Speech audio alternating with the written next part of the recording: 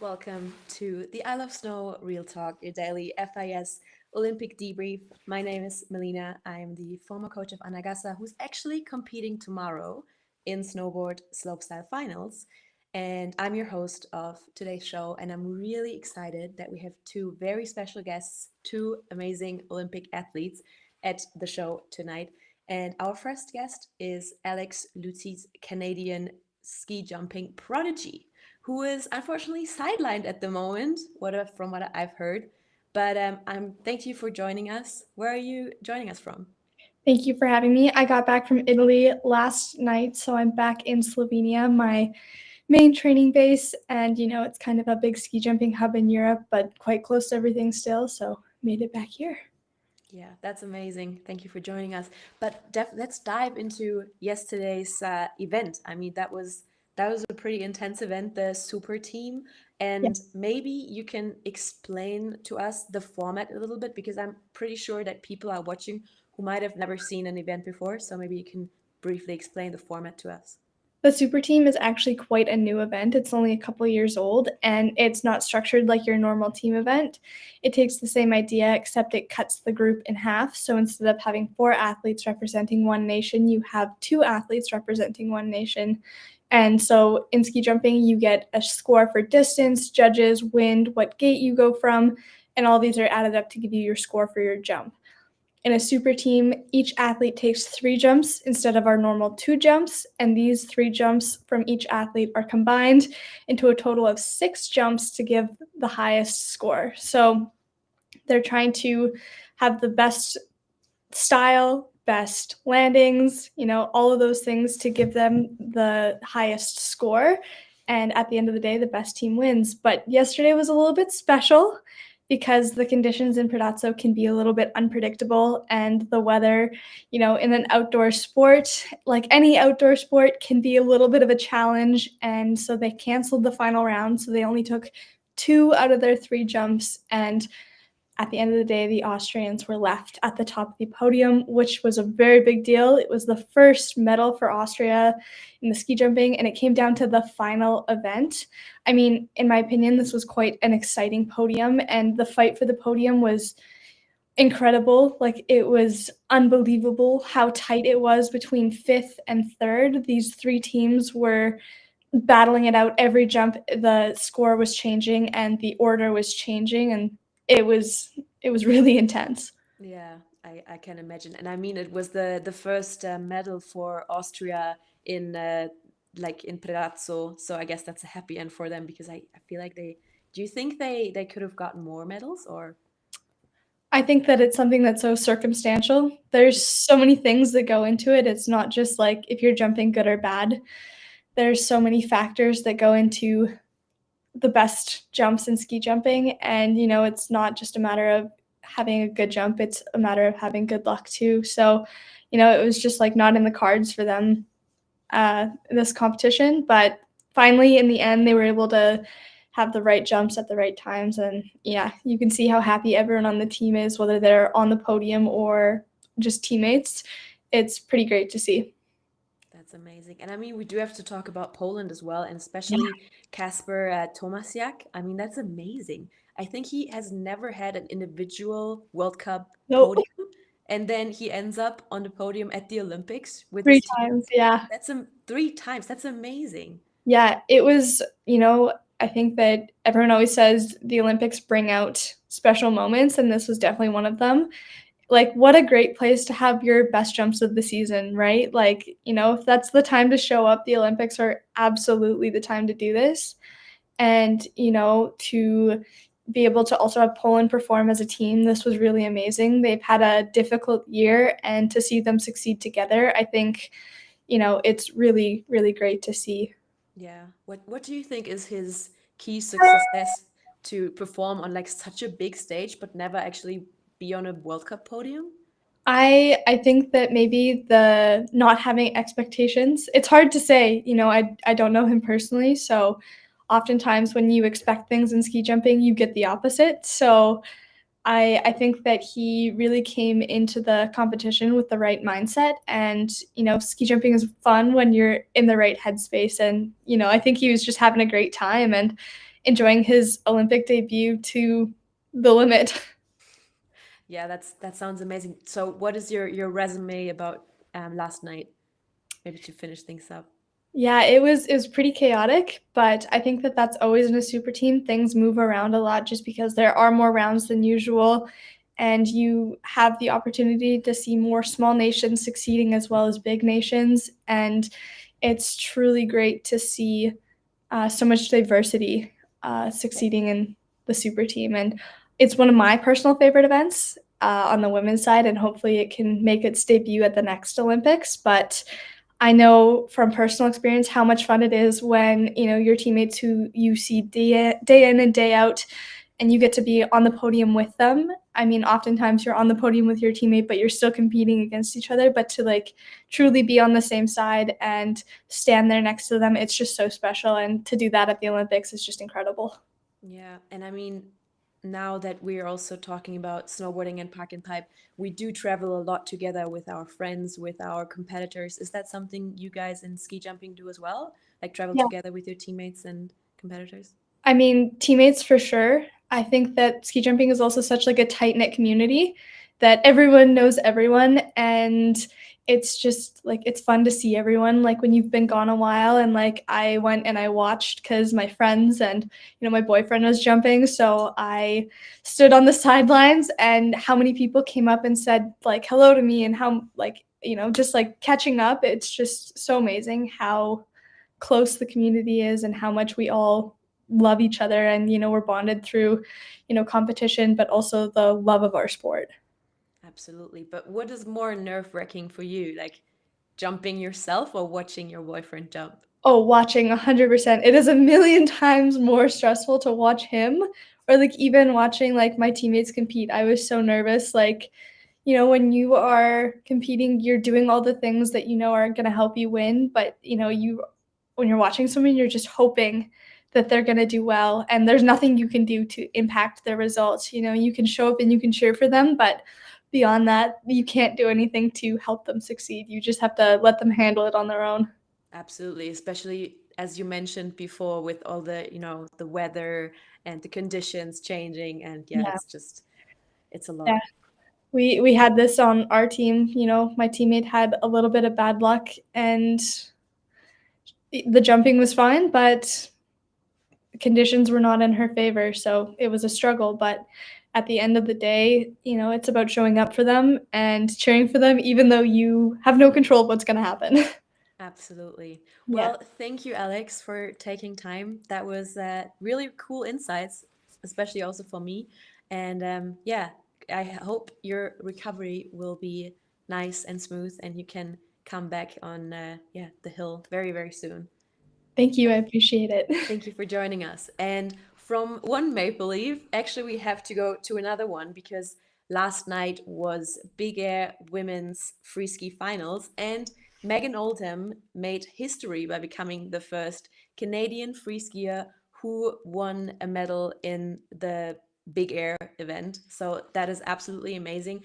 And I mean, Megan has a story with her fourth place 4 years ago at the Olympics. And she told me a couple of months ago, Melina, I'm going there and I'm going to win a medal. She actually won two. So she already has a bronze medal in slopestyle a couple of days ago. And now she came back, came out swinging, and got another gold medal. And we absolutely have to go.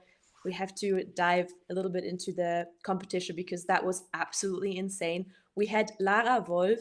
She kind of grabbed for gold, and then she did a trick that she's the only girl who can do that, which is absolutely insane. It's a switched up bio 12. And then we had Flora Tabanelli, who came back from an ACL injury in November in like no time, and she came out swinging, got the bronze medal. And then in second place, we had Eileen Gu. She put everything on the line on her last hit, landed it absolutely beautiful. And then Megan Oldham, first place. And I mean, she landed her first two runs. So on her third run, she actually had a victory lap, but she still decided to step it up and tried a 14. Unfortunately, she couldn't land it, but she still got the gold medal. And I think that final had everything drama, and it was just it was a perfect event, and it showed the progression of women's free skiing like really, really well.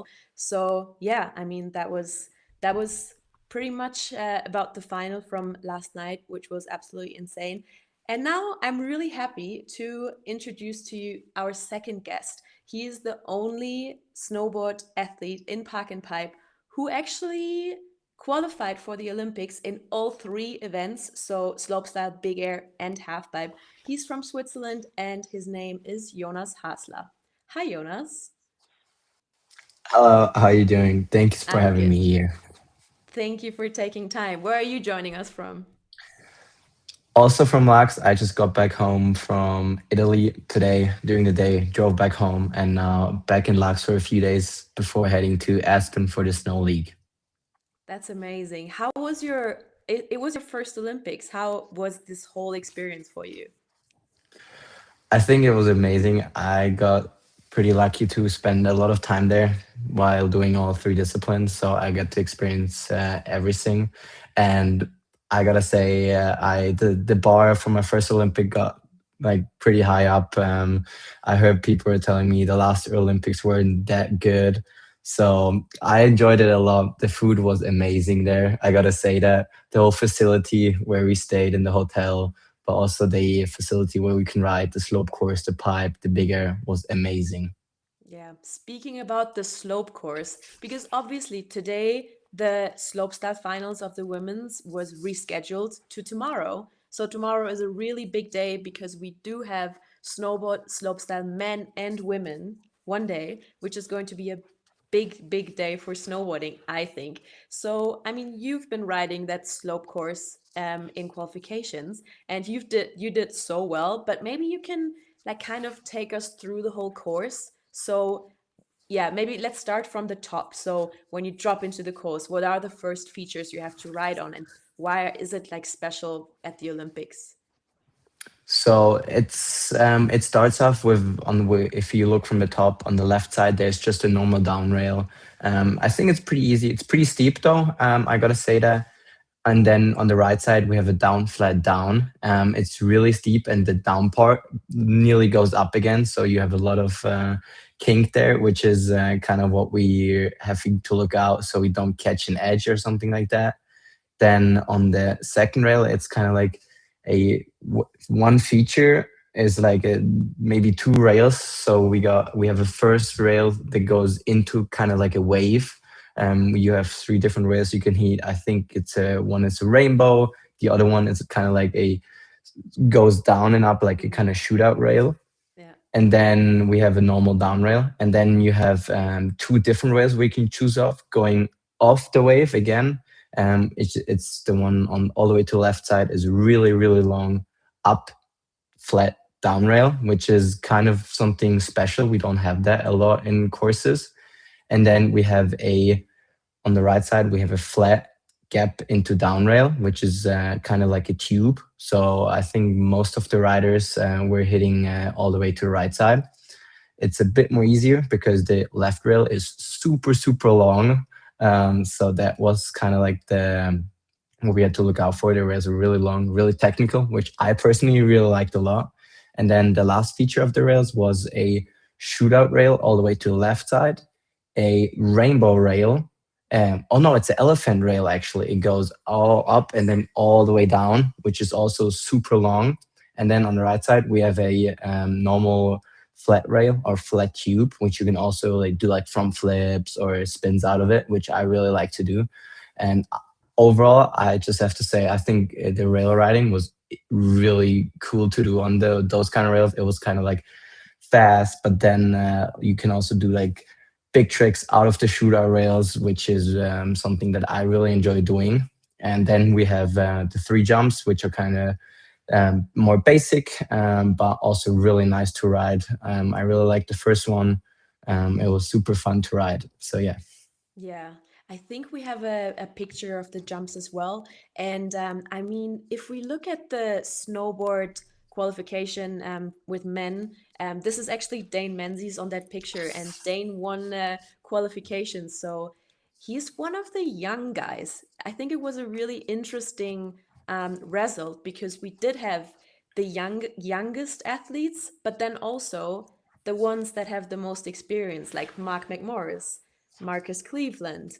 And I think it's so interesting to see that, yeah, we do have the youngest ones, but also the oldest ones. So do you think this course is maybe good for the more experienced riders, maybe? What I think is because you have in total your four rails, you have to be really, really consistent, which is something that is not like you, oh, let's just try out a new trick and hope it lands, because you have so many ways you can slip off a rail or just not put a clean run down. So, to be honest, I wouldn't say it's a just for older person or like older people who have more experience. I think if you have a lot of consistent riding, I think also the young guys can perform really well.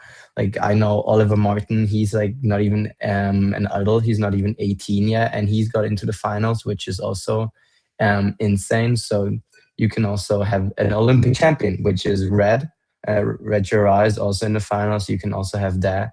So I think it's a bit of both you need. Yeah, it's an amazing mixed field, which is going to be super exciting, I guess. And but we also have to talk about free ski finals tonight. So let's hope they can do that because it's still snowing pretty bad in Livigno. But have you been at the qualifications? Yes, I saw the qualifications and I was just standing there with my mouth open because I was so shocked how incredible the level was. Like I saw people doing 19s and 18s and not getting into like the final or something like that, which for me I was just like blown away. So if they're gonna have a proper final tonight, I'm gonna be excited to watch. I'm gonna be, and I maybe gonna say it's gonna be the most highest level of skiing we can see in a bigger, because the bigger is also one of the best biggers I've rode personally. So Yeah, that bigger venue looks absolutely insane. Also, I saw a video on your TikTok account where you showed the lift and the whole venue, and it looked pretty scary actually. But yeah, I think like the first training was a bit scary, going up the little lift on the back, but because it's at night, you don't see much out of it, so you kind of like just standing there side by side, shoulder by shoulder, with like eight other peoples in there. It gets a bit scary, but you get used to it, and at some point you just put music in, turn it up, and then go up and get ready for your big tricks that you do.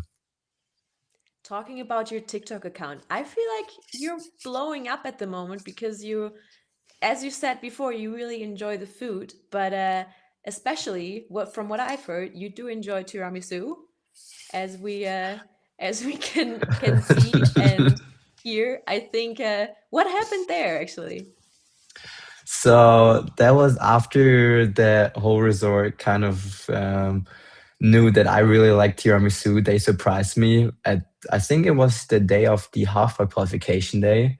They surprised me by making my own kind of personal tiramisu and try it out. Like they said, it's the old way, traditional way of doing tiramisu, which I was blown away by that time.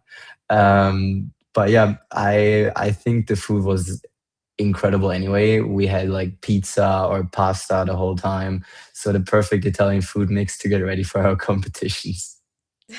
That sounds amazing. And I mean, if we look back 2 years ago, we did have the Muffin Man, and I feel like, are you the new Muffin Man now, or like the Tiramisu Man? I guess because Yeah, he seems to be ready to join the Winter Olympics now. He was a swimmer, and now he has his Nordic like the skis, ready for to because I think he wants some tiramisu as well.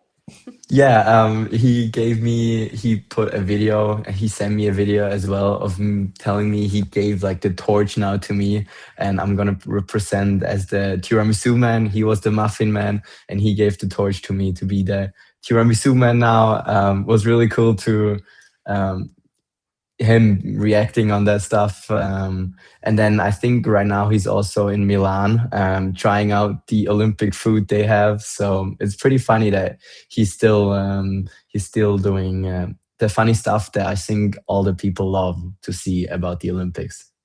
That's amazing. Thank you, Jonas, for taking time and for joining us today. And yeah, so we still have a couple of events left at the Olympics. So, for example, tomorrow we still have the slalom, the women's slalom, and yeah, obviously Schifrin is going to compete again. And is she the favorite? Maybe, maybe not. And then we do have cross country team event as well, and maybe we have another gold for the Vikings. And I think it's going to be a really, really cool day. And as I said, obviously, we do have Park and Pipe. We do have a big final day for slopestyle, men and women. So you definitely have to tune in. And yeah, thank you guys for tuning in tonight. I've had a lot of fun, and I hope you did too. And I hope to see you guys tomorrow for our next show. Thank you guys for watching.